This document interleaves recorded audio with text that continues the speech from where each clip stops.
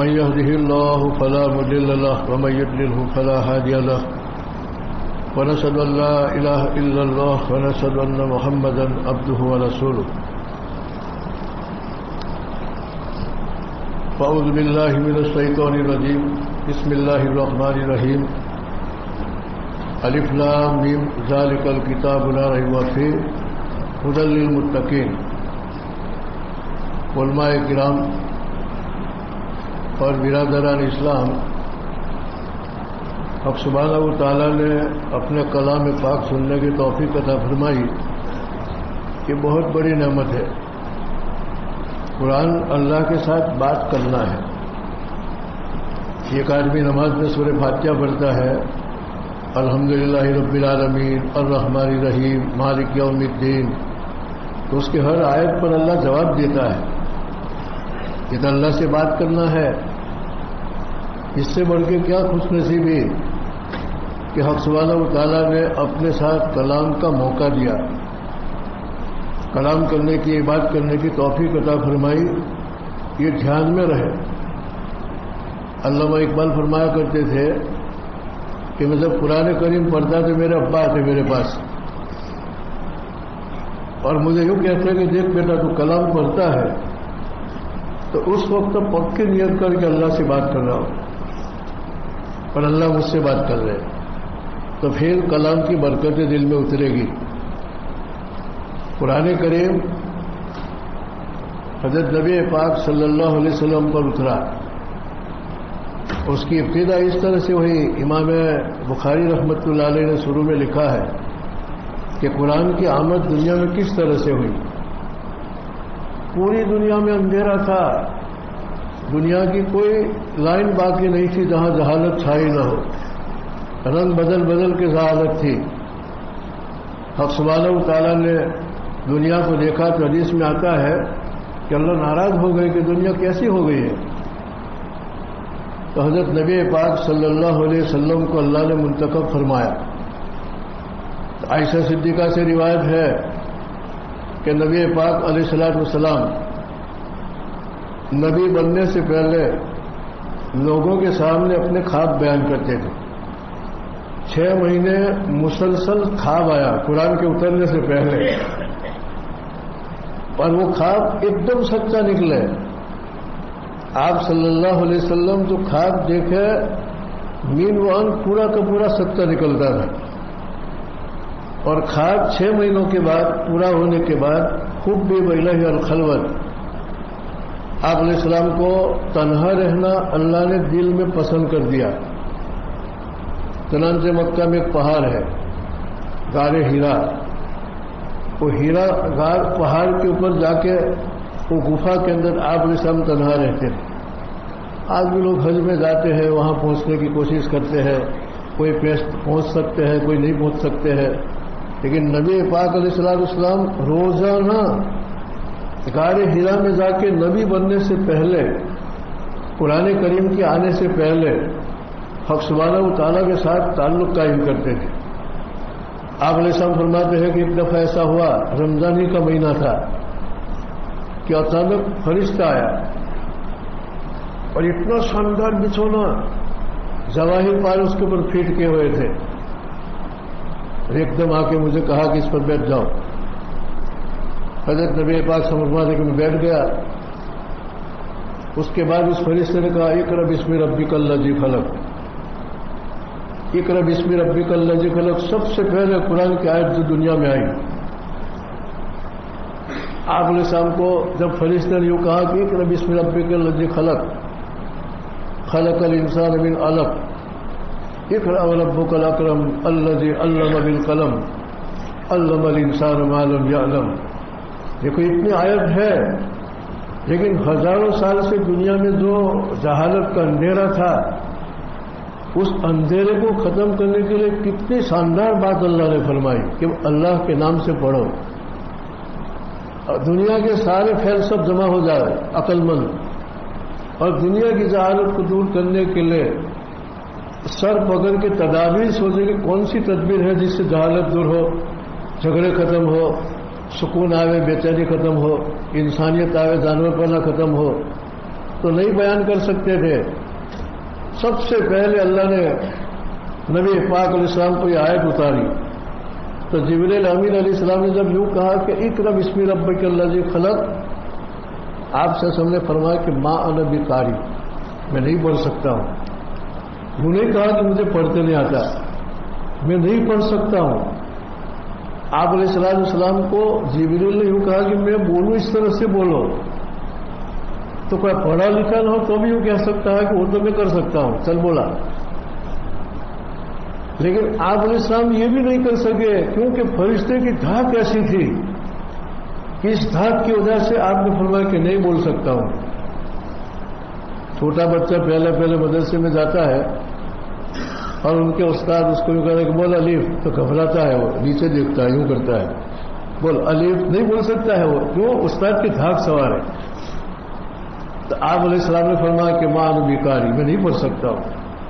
دیکھو میں آپ کو بتا رہا ہوں کہ قرآن دنیا میں آیا تو اس کی ابتدا کس طرح سے ہوئی اور کیوں نزول ہوا. حضرت جبریل علیہ السلام نے آپ علیہ السلام کو اتنا زور سے دبوچا، اپنے پاس پکڑ کے چھاتی سے لگا کے، بلغ من الجہد.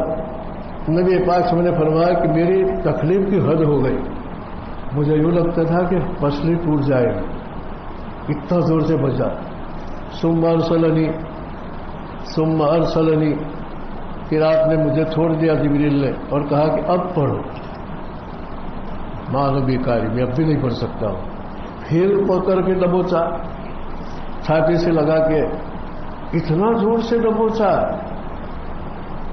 کہ یوں لگتا تھا کہ پسلیاں ٹوٹ جائے گی. پھر کہا کہ اب پڑھو کہ ما انا بقاری، اب بھی نہیں پڑھ سکتا ہوں. تیسری مرتبہ حضرت جبریل علیہ السلام نے زور سے دبوچا اور 2 دفعہ دباتا، اس سے بھی زیادہ دبا کے دبوچا. پھر کہا کہ پڑھو، تو آپ پڑھنے لگے اقرأ بسم ربک الذی خلق. اس میں راز یہ تھا کہ حضرت جبریل علیہ السلام اللہ کے فرشتوں میں سب سے اعلیٰ درجے کا فرشتہ روح امین جبریل امین. قرآن میں ہے کہ ذو قوت عند ذی العرش مکین مطاع ثم امین، کہ جبریل امین علیہ السلام کو اللہ نے سب فرشتوں میں سب سے زیادہ طاقت دی تھی. 600 پر، یہ بازو کتنے تھے؟ 600. ایک بازو میں اتنی طاقت کہ یوں آتا ہے کہ زمین کے گیند کو ٹکر مارے تو لڑکتی ہوئی چلی جائے. کھلاڑی کے گیند سے جیسے بلہ سے گیند ٹکرا انہیں بھاگ جائے ٹکرا کے، اگر جبریل ایک یوں پر مارے تو زمین لڑکتی ہوئی کہاں چلی جائے. ایسے 600 پر اللہ نے خود فرمایا کہ ذو قوت، جبریل علیہ السلام طاقت کے مالک. یہ پوری زمین ہتھیلی پر اٹھا کے یوں پھینکتی ہے ایک جگہ پہ، اتنی طاقت کے مالک. اب ایسے طاقتور فرشتہ عند ذی العرش مکین، اور عرش کے مالک اللہ کے پاس اس فرشتے کا مقام تھا، ویلیو تھا. یہ ویلیو والے فرشتے نے سب سے پہلے آ کے اقرأ بسم ربک الذی خلق. آپ علیہ السلام اس کے بعد پڑھنے لگے. اس کے بعد فرشتے چلے گئے. حضرت نبی پاک علیہ السلام کے سانے کانپ رہے تھے، اور جب غار حرا سے نکلے تو راستے میں پتھر ملتا ہے، درخت ملتا ہے، یوں کہتا ہے کہ السلام علیکم. پتھر سے آواز آتی کہ السلام علیکم، درختوں سے آواز آتی کہ السلام علیکم، کنکر سے آواز آتی کہ السلام علیکم. یعنی نبی بن چکے تھے. یہ نبی بننے کے بعد قرآن لے کے جب جا رہے تھے تو دنیا کی صدر حضر میں کنکر بھی کتنا خوش تھا کہ اللہ کی طرف سے کیا نعمت آئی قرآن دنیا میں. تو چاروں طرف سے سلام آ رہی ہے، السلام علیکم السلام علیکم. حدیث میں آتا ہے کہ اللہ کے رسول صلی اللہ علیہ وسلم کی اہلیہ محترمہ خدیجہ الکبریٰ بہت مالدار تھی. آپ علیہ السلام کی امانت اور ایمانداری دیکھ کے ان سے شادی فرمائی تھی، اور ان کو یوں تھا کہ ایک زمانے میں نبی بنیں گے. ایمانداری ایسی لگتی ہے کہ اللہ اس کو نبوت کے لیے منتخب فرمائیں گے. اس لالچ میں خدیجہ الکبریٰ نے شادی کی تھی. اب آپ علیہ السلام کانپتے کانپتے آئے، خدیجہ الکبریٰ کو آ کے کہا کہ زملونی زملونی زملونی. زملونی کا معنی مجھے چادر اڑا دو، مجھے چادر اڑا دو، خشیت علی نفسی، مجھے خطرہ ہے جان کا۔ خدیجہ کبریٰ نے کہا کیا ہوا؟ نبی پاک صاحب نے پوری داستان سنا دی مختصر۔ خدیجہ سمجھ گئے کہ جو مجھے لالچ تھی وہ ہو گئی پوری، نبی بن گئے، نبی بن گئے۔ آپ نے شام کو چادر اڑا دی۔ اس کے بعد خدیجہ کبریٰ دوڑی دوڑی اپنے چچے کا ایک آدمی تھا لڑکا، ورقہ ابن نوفل، اس زمانے کا بہت بڑا پادری تھا، ان کے پاس توریت کا علم تھا، انجیل کا علم تھا، اگلی کتابوں کا علم تھا، اور بہت بڑا پادری تھا۔ ان کے پاس خدیجہ آئی اور یوں کہا کہ تمہارے بھتیجا نے تو ایسا ہوا ہے۔ ورقہ نے کہا کہ تو نبی بن گئے، یہ جو ان کے پاس غار حرا میں ہے وہ تو وہ فرشتہ ہے جو موسیٰ علیہ السلام کے پاس نبوت لے کر آئے۔ موسیٰ کا نام لیا، عیسیٰ کا نہیں لیا، کیونکہ اور عیسیٰ علیہ السلام کے پاس نبوت لے کر آئے تھے۔ اس کے بعد خدیجہ کبریٰ پھر اللہ کے رسول کے پاس آئی صلی اللہ علیہ وسلم۔ آپ علیہ السلام کو کہا کہ میرے ساتھ چلو، اور ورقہ کے پاس جا کے کہا کہ یہاں بیٹھو، اپنی داستان اپنی رپورٹ پوری سناؤ۔ اللہ کے رسول صلی اللہ علیہ وسلم نے فرمایا کہ میں اس طرح سے غار حرا میں تھا، اچانک کوئی فرشتہ آیا، شاندار بچھونا لے کے، سونا چاندی کے زیورات اس پر جڑے ہوئے تھے، مجھے بٹھایا اور دبوچا پھر چھوڑا، دبوچا پھر چھوڑا، پھر یوں کہا کہ اقرأ بسم ربک الذی خلق، پوری آیت سنائی۔ ورقہ نے کہا پورا سننے کے بعد یہ تو جبریل ہے جو نبوت لے کر دنیا میں آتے ہیں۔ اس کے بعد ورقہ نے کہا کاش کہ میں اس وقت زندہ ہوتا کہ آپ کو مکہ کے لوگ نکالیں گے۔ اللہ کے رسول کو تعجب ہوا، اور مخرج اعظم، کیا وہ لوگ مجھے نکالیں گے؟ آپ کو تعجب اس لیے ہوا کہ آپ صلی اللہ علیہ وسلم کی ذات اقدس سراپا رحمت تھی، اس لیے خدیجہ کبریٰ کو جب اللہ کے رسول نے یوں فرمایا کہ خشیت علی نفسی کہ مجھے جان کا خطرہ ہے کہ اگر یہ بات میں مکہ کے آزو بازو کے مشرکین اور کفار کے سامنے کروں گا تو مجھے مار مار کے روٹی بنا دیں گے اور مجھے ذلیل اور کھار کریں گے۔ اس وقت خدیجہ کبریٰ نے کہا واللہ لا یخزیک اللہ ابدا، خدا کی قسم اللہ تعالیٰ آپ کو رسوا اور ذلیل نہیں کر سکتا ہے۔ آپ نے سامنے پوچھا کہ کیوں؟ تو خدیجہ کبریٰ نے آپ علیہ السلام کے وہ صفات بتائے جو مکہ والوں کے ساتھ رحم کرم کے تھے۔ خدیجہ کبریٰ نے کہا کہ انک تحمل الکل، اے محمد آپ کے اندر ایک بہت بڑی عادت ہے، کتنی قیمتی عادت ہے کہ آپ کسی کے لیے بوجھ بنتے نہیں، کسی کا بوجھ اٹھا لیتے ہو۔ آپ علیہ السلام کبھی بھی کسی پر بوجھ نہیں بنتے تھے نبی بننے سے پہلے، بلکہ دوسروں کے بوجھ کو اٹھا لیتے تھے۔ خدیجہ کبریٰ نے کہا کہ ایک بات میں نے آپ میں دیکھی، تحمل القل، تحمل القل، کسی کے جن میں قرضہ ہے تو آپ کہتے کہ میں ادا کر دوں گا، کوئی آدمی کسی کا کفیل نہیں بنتا ہے ضامن تو کہتے کہ میں ضامن۔ اس قسم کی عادت والے کو اللہ کبھی رسوا نہیں کر سکتا ہے۔ پھر فرمایا کہ وہ تقسیب المعدوم، تقسیب المعدوم مانے یہ محمد آپ کے اندر دوسری صفت یہ ہے کہ اللہ کے رسول کے پاس مکہ والوں کی فہرست رہتی تھی کہ کون غریب اور نادار ہے، کہ ان کے گھر چولہا نہیں جلتا، اور شام تجارت کرنے جاتے اور جو نفع آتا نبی بننے سے پہلے وہ پورا کا پورا نفع ان لوگوں کو جا کے دے دیتے تھے، تقسیم المعدوم، کما کے دے دیتے تھے۔ تو کہا کہ جو آدمی اپنی کمائی پسینے کی کسی غریب کو دے دے اللہ اس کو کبھی رسوا نہیں کر سکتا ہے۔ دیکھو اللہ کی مدد آنے کے کارن بتائے خدیجہ کبریٰ نے۔ آج ہندوستان کے حالات ایسے ہیں کہ سب سے زیادہ اللہ کی مدد کی ہم کو ضرورت ہے، تو خالی نماز اور ذکر سے مدد نہ آئے، وہ عمل کرنے پڑے جو اپنی ذات سے دوسروں تک پہنچانے میں قربانی لگے کہ میں نے قربانی دی، قربانی پر مدد آتی ہے۔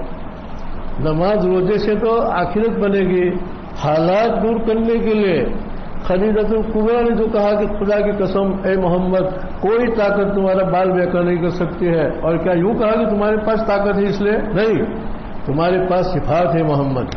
پہلی صفت تو لوگوں کا بوجھ اٹھا لیتے ہو، کسی پر بوجھ بنتے نہیں۔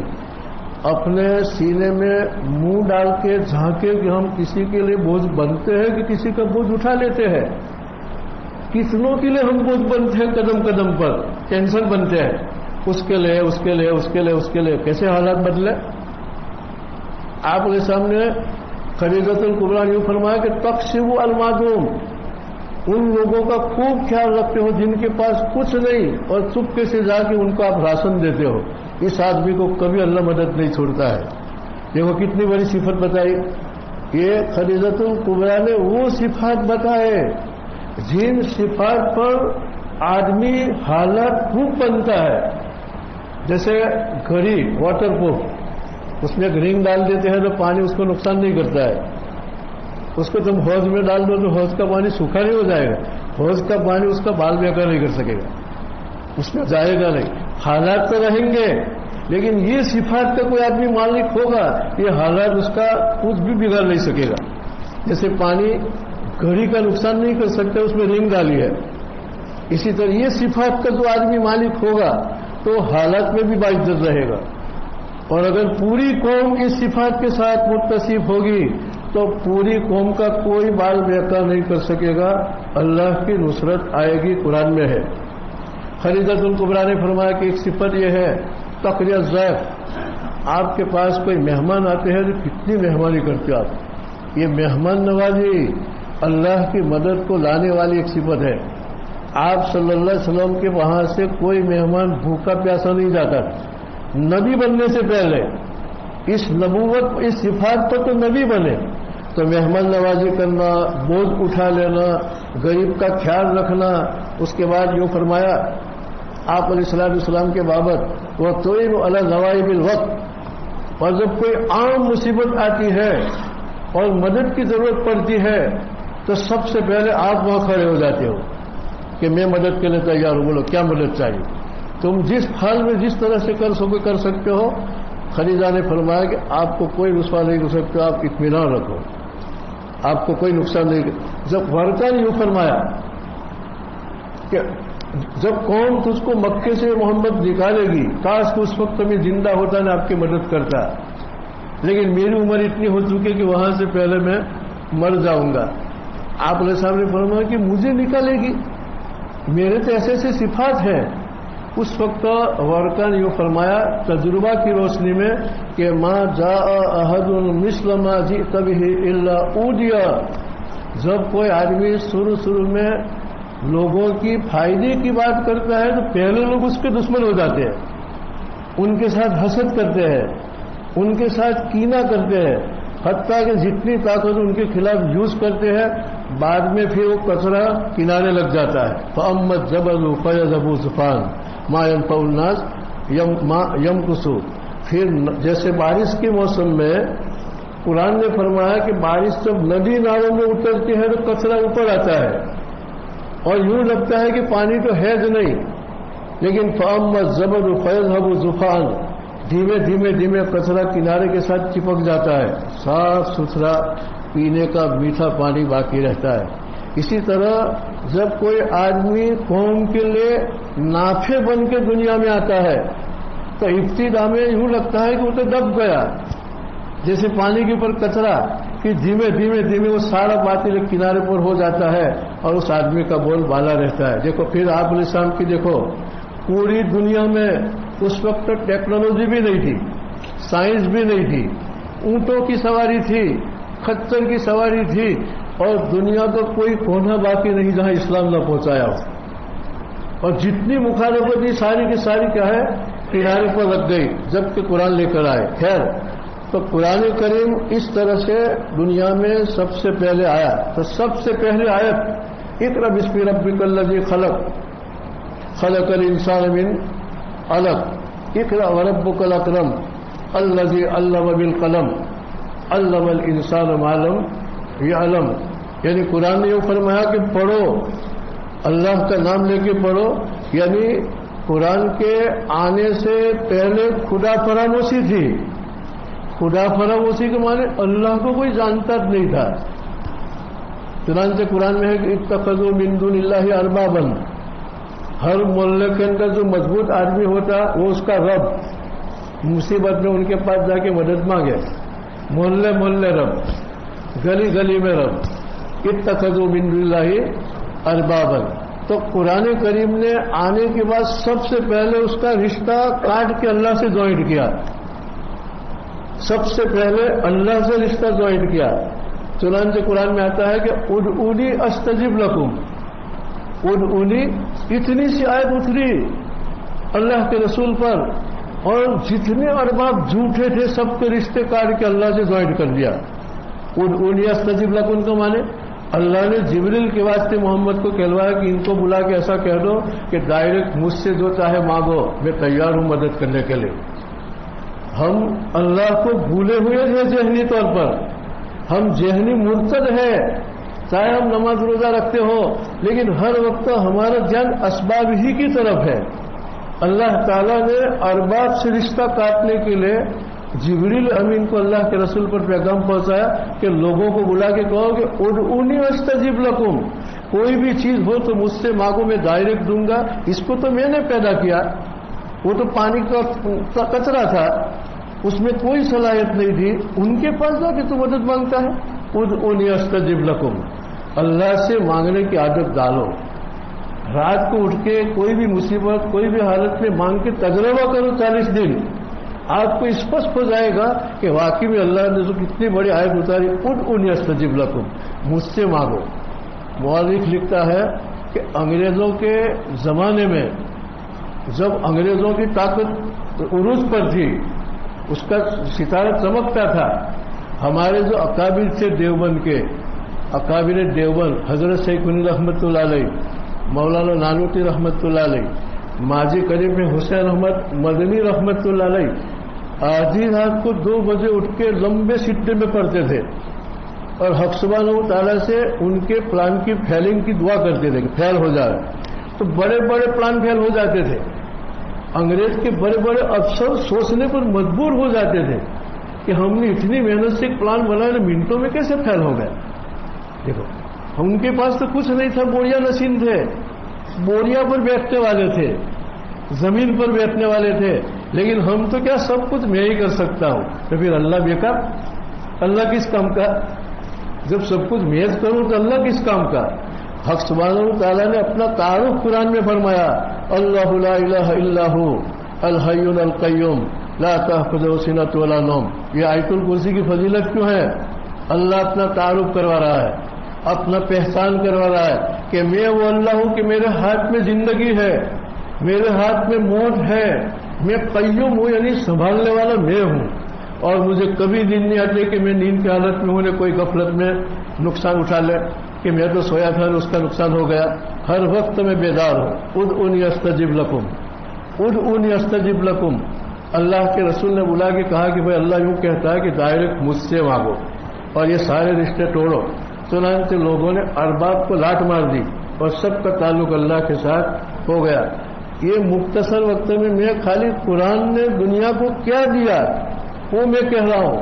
قرآن کے آنے سے پہلے ایک آدمی دوسرے کے لیے شیر اور چیتا تھا، بات بات میں جگڑتا تھا. خالد ایک مقام پر لکھا ہے کہ نہ تلتے بہر کے جو اور بیٹھتے تھے، سلجھتے نچے جب جگڑ بیٹھتے تھے، جو 2 شخص آپس میں لڑ بیٹھتے تھے، صدہا قبیلے بگڑ بیٹھتے تھے. وہ بکر اور تغلب کی باہم لڑائی، صدی جس میں انہوں نے آدھی گوا دی. جھگڑا نہ کوئی ملک و دولت کا تھا، وہ کرشمہ ایک اپنی جہالت کا تھا. حال یوں کہتا ہے کہ 2 قبیلے تھے، ایک بکر نے تغلب عربستان میں معمولی بات پر 50 سال تک لڑے. 50 سال تک ان کی جنگ پوری نہیں ہوئی. نہ جھگڑا کوئی ملک و دولت کا تھا، وہ ملک اور دولت کے لیے جھگڑا نہیں تھا، کرشمہ ایک اپنی جہالت کا تھا. جہالت کی بنیاد پر لڑے. تو اب قرآن فرماتے اذکروا نعمت اللہ. میں ٹکڑا ٹکڑا خالی قرآن کی خالی چھینٹیں بتا رہا ہوں کہ قرآن نے دنیا کو کیا دیا. اذکروا نعمت اللہ اذ کنتم اعداء فألف بین قلوبکم فاصبحتم بنعمت اللہ اخوانا. قرآن فرماتا ہے کہ یاد کرو جب تم ایک دوسرے کے جان کے پیاسے تھے، میں نے محض میرے فضل سے اللہ فرماتا ہے کہ قرآن کی برکت سے جوڑ پیدا کیا، باپ کو بیٹے سے، بیٹے کو باپ سے، رشتہ داروں میں، ساتھیوں میں، دنیا میں جتنا جس لائن کا جوڑ نظر آ رہا ہے، محبت نظر آ رہی ہے، قرآن کا دین ہے۔ اللہ نے فرمایا ایک جگہ جیسے نکاح میں ہم کہتے ہیں کہ یا ایھا الناس اتقوا یا ایھا الناس اتقوا ربکم الذی خلقکم من نفس واحدہ خلق منها زوجها بث منهما رجالا کثیرا ونساء، ایسی ذہنیت بنائی کہ تم تو ایک ہی باپ کے اولاد ہو، اور ایک باپ کے اولاد ہو کہ آپس میں لڑتے ہو اور آپس میں تناؤ رکھتے ہو، تم تو ایک ہی باپ کے اولاد ہو، من نفس واحدہ، دیکھو نکاح کے وقت، اور یہ پھر نسل پھیلائی ہم نے۔ تو قرآن نے ایسے ایسے بالواسطہ بلا واسطہ مسلمانوں میں اور گھروں میں جو تھوڑی انسانیت ہے، تھوڑی تہذیب ہے، تمدن ہے، قرآن کی دین ہے۔ اگر قرآن نہ ہوتا تو اندھیر ہی اندھیر تھا۔ اتنے وقت میں کیا بتاوے، اللہ تعالیٰ نے قرآن کریم کے اندر جگہ جگہ چھوٹی چھوٹی کنتم علی شفا حفرۃ من النار فانقذکم منہا، قرآن نے فرمایا کہ قرآن کے آنے سے پہلے انسانیت دھک آگ کی کھائی کے کنارے پر کھڑی تھی، قرآن نے پکڑ کے سکون پر لائے، یعنی کوئی زندگی نہیں تھی۔ قرآن کے آنے سے پہلے کے زمانہ پڑھے، اس کا پس منظر دیکھے تو پتہ چلے گا کہ قرآن نے دنیا کو کیا دیا۔ یہ تو ہم احساس کمتری میں ہے۔ میں کہا کرتا ہوں کہ ایک بھوکے آدمی کے سر کے اوپر گرم گرم روٹیوں کا ٹوکرا ہے، بہت بھوک لگی ہے، لیکن بیچارے کو خبر ہے کہ روٹیاں تو میرے پاس ہے، اور دوسروں کو کہتا کہ روٹی ہے روٹی ہے روٹی ہے، ارے تیرے سر پہ ہے، یوں کر کے کھا لے۔ ہمارے پاس پروگرام ہے انسان کو انسان بنانے کا، قرآن، لیکن ہم کو بھانت نہیں، تو ہم دوسروں کو کہتے ہیں کہ ہمیں تہذیب سکھاؤ، ہمیں تمدن سکھاؤ۔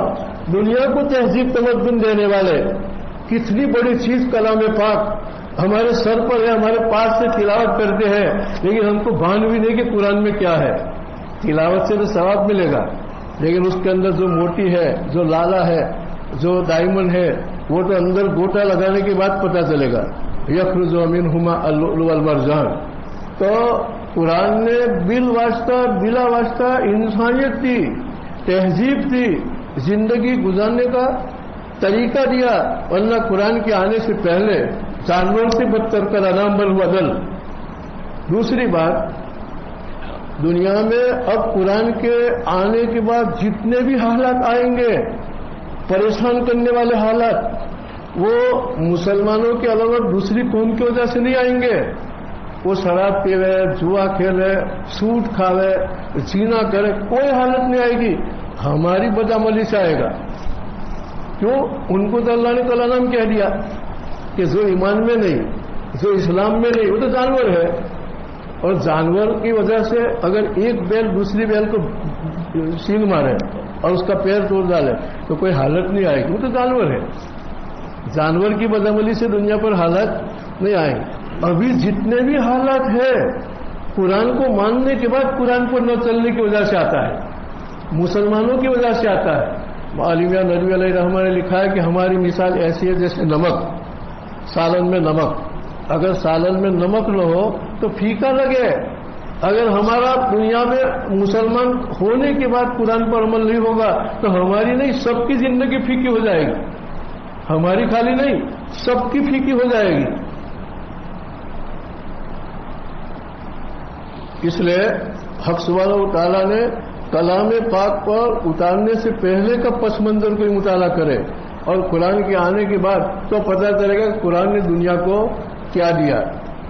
دوسری بات، اعمال جو ہے اس میں نفع نقصان ہے کہ نہیں، وہ نفع نقصان آنکھوں سے نظر نہیں آتا ہے۔ ایک آدمی گالی بولتا ہے تو منہ سے گالی نکل گئی، لیکن اس گالی کا نقصان کہاں نظر آئے گا؟ ایک آدمی سبحان اللہ پڑھتا ہے تو سبحان اللہ کی فضیلت کہاں آنکھوں سے نظر آتی ہے؟ تو قول ہو کہ عمل ہو، اعمال اور اقوال کا نفع اور نقصان قرآن نے بتایا۔ جہاں آدمی کا آنکھ کام نہیں کرتی وہ عقل کام کرتی ہے، اور جہاں عقل کام نہیں کرتی وہاں قرآن کام کرتا ہے۔ چنانچہ قرآن نے فرمایا الف لام میم ذالک الکتاب لا ریب فیہ سب سے پہلے تلاوت کرنے سے پہلے قرآن نے فرمایا کہ اس میں کوئی شک والی بات نہیں ہے، مشاہدہ سے زیادہ یقین والی بات ہے۔ ایک آدمی انگلی اپنے سامنے کرے اور کوئی 100 دلیل سے ثابت کرے کہ تو لکڑی ہے، تو ابھی اس کے دل میں یقین ہے کہ تو انگلی ہے، پہلے تو دلائل ہے 100 دلیل سے ثابت کرے کہ لکڑی ہے لیکن ہے انگلی۔ ایسی بات قرآن کی ہے پائیدار، برف ٹھنڈا ہے۔ اگر کوئی آدمی 200 دلیل سے ثابت کرے کہ وہ تو آگ کا انگارہ ہے، تو ان کی دلیلوں کے سامنے تم چوپ تو ہو جاؤ گے، لیکن دل میں تو یہ یقین ہوگا کہ برف ٹھنڈا ہے، آگ گرم ہے۔ اگر کوئی 100 دلیل سے ثابت کرے کہ وہ ٹھنڈی ہے، تو تم دلیل کے سامنے بھلے ہار جاؤ، جواب نہ دے پاؤ، لیکن تمہارے دل میں کیوں؟ حقیقت جو ہوتی ہے وہ پائیدار ہوتی ہے۔ پا مانے پیر، اور پائیدار کا مانے اس کے پیر جمے ہوئے ہوتے ہیں، وہ دھسو پسو نہیں ہوتی، وہ ڈگمگ نہیں ہوتی ہے۔ تو قرآن کریم کی جتنی بھی باتیں ہیں وہ پائیدار ہے۔ برف ٹھنڈا ہے، آگ گرم ہے، آسمان اوپر ہے، زمین نیچے ہے۔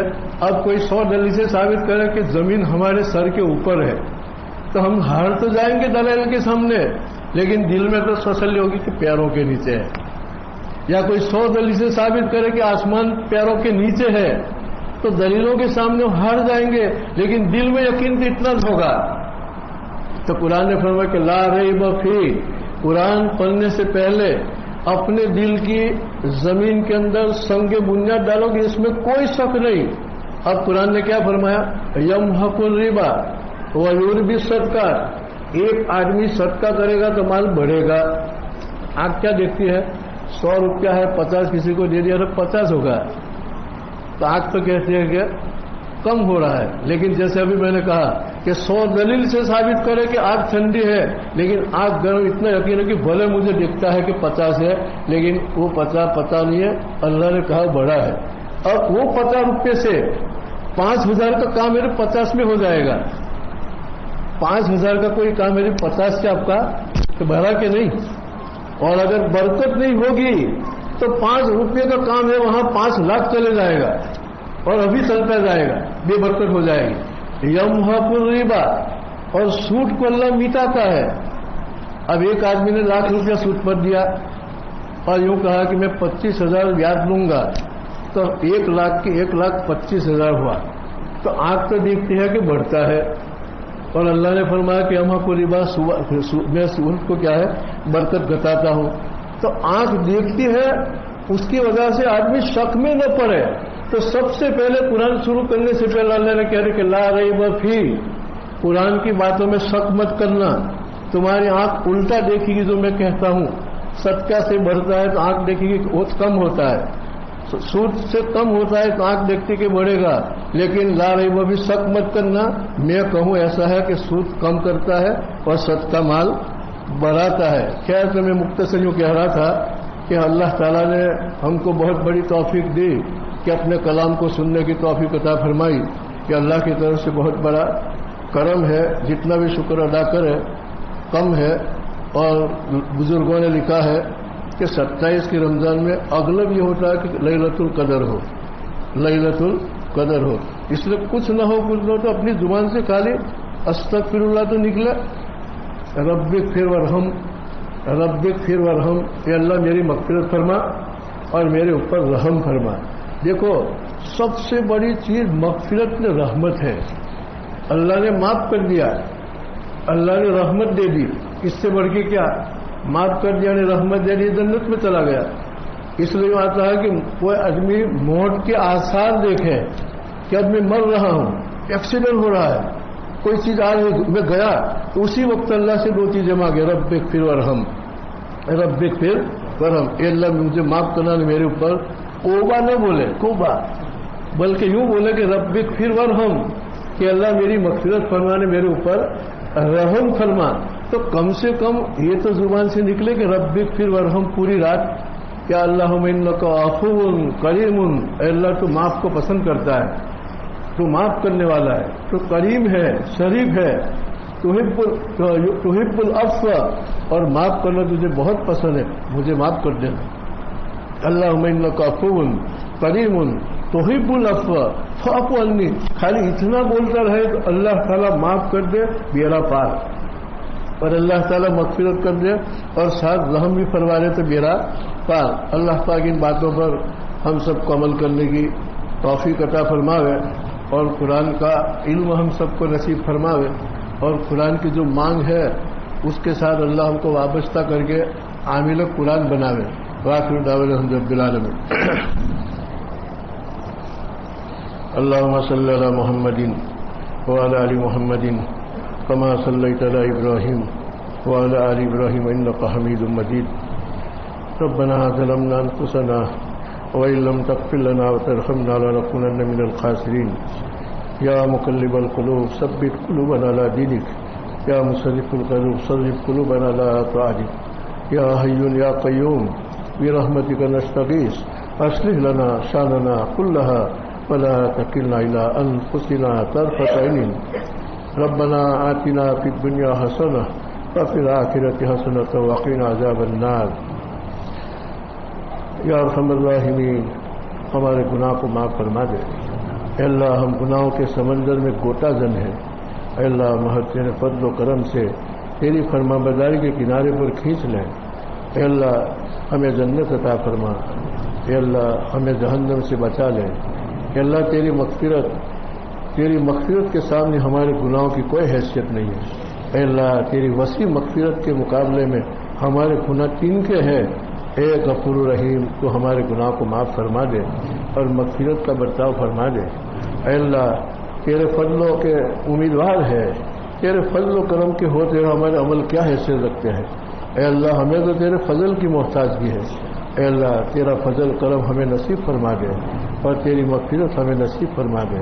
اے اللہ عافیت عطا فرما. اے اللہ عافیت عطا فرما. اے اللہ ہماری جان کی اور مال کی حفاظت فرما. اے اللہ تو حافظ ہے, تو حفاظت کرنے والا ہے. کہ اللہ تو نے محض تیری قدرت سے تیرے کلام کی کیسی حفاظت کی. سال ہر سال ہو چکے, ایک نطقے کے بھی تغیر نہیں, آگے پیچھے نہیں, ایک لفظ بھی آپ پیچھے نہیں. دنیا کی طاقت اس کو مٹانے کے لیے ختم ہو گئی, تھک گئی, لیکن قرآن جھوکا تو ہے, تو ایسا حافظ ہے, ایسا حفاظت کرنے والا ہے. کہ اللہ ہم تجھ سے سوال کرتے ہیں کہ ایسے بگڑے حالات میں ہماری جانوں کی حفاظت فرما, ہمارے بچوں کی حفاظت فرما, ہماری مالوں کی حفاظت فرما, ہمارے دھندوں کی حفاظت فرما, ہماری نسلوں کی حفاظت فرما. اللہ ہم تو کمزور ہے, بے بس ہے, تیری طاقت کے سامنے کوئی طاقت نہیں ہے. اللہ تیری قدرت تو نے کلام پاک میں فرما دیا کہ میری قدرت والارض قبضۃ یوم القیامہ والسماوات مطویات بیمینی. زمین تو میرے ہاتھ میں ہوگی, آسمان دوسرے ہاتھ میں ہوگا, میں اس طاقت کا مالک ہوں. تو نے اپنی طاقت کلام میں کہہ دی وما قدر اللہ حق قدر ہی. اے انسانوں تم نے میری طاقت سمجھی نہیں. اللہ یہ قدیر تیری قدرت کے ہم محتاج ہے, تیری قوت کے ہم محتاج ہے. تو ہم کمزور ہے, ہمیں قدرت عطا فرما, ہمیں قوت عطا فرما اور تیری قدرت سے اور تیری قوت سے ہماری حفاظت فرما. اے المہیمن, اے الحافظ, تو نے تیرے کلام میں تیری صفات المہیمن بتائی. المہیمن کا معنی ہم جانتے ہیں اللہ کے تو حفاظت کرنے والا ہے بغیر کسی کے سہارے, تنے تنہا. تو چاہے تو منٹوں میں حفاظت کر لے, ہم تو بس تیری حفاظت کے محتاج ہے. اے اللہ ہماری احتیاط تو جانتا ہے, ہماری حفاظت فرما. اے اللہ ہمارے مدارس کی حفاظت فرما, مسجدوں کی حفاظت فرما, عورتوں کی عزت کی حفاظت فرما. اے اللہ ہمارے بڑے بوڑھوں کی حفاظت فرما. اے اللہ ہماری ایمان کی قبر میں جانے تک حفاظت فرما. اے اللہ اس مبارک رات میں اس سے سوال کرتے ہیں کہ ہمارے ٹوٹے پھوٹے روزے کو قبول فرما, ہماری تلاوت کرنے کو قبول فرما, ہماری نماز پڑھنے کو قبول فرما. اے اللہ ہماری ذات سے نکلا ہوا عمل ہے اس اعتبار سے کوئی حیثیت نہیں رکھتا ہے, لیکن تو کریم ہے, تیرے سامنے پیش کر رہے ہیں. تو ٹوٹی ہوئی نوٹ بھی لے دیتا ہے اور ہم کو سودا دے دیتا ہے. تو کریموں کا کریم ہے, اکرم الاکرمین ہے.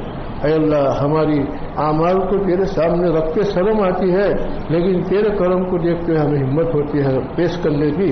اے اللہ کرم کا معاملہ فرما, فضل کا معاملہ فرما, کرم کا فضل کا معاملہ فرما.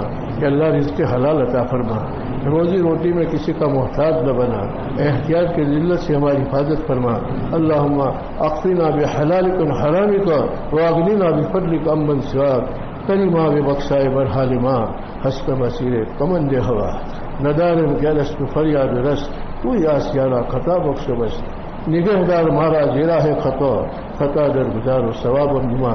اللهم صل على محمد وعلى آل محمد كما صليت على إبراهيم وعلى آل إبراهيم إنك حميد مجيد ربنا تقبل منا إنك أنت السميع العليم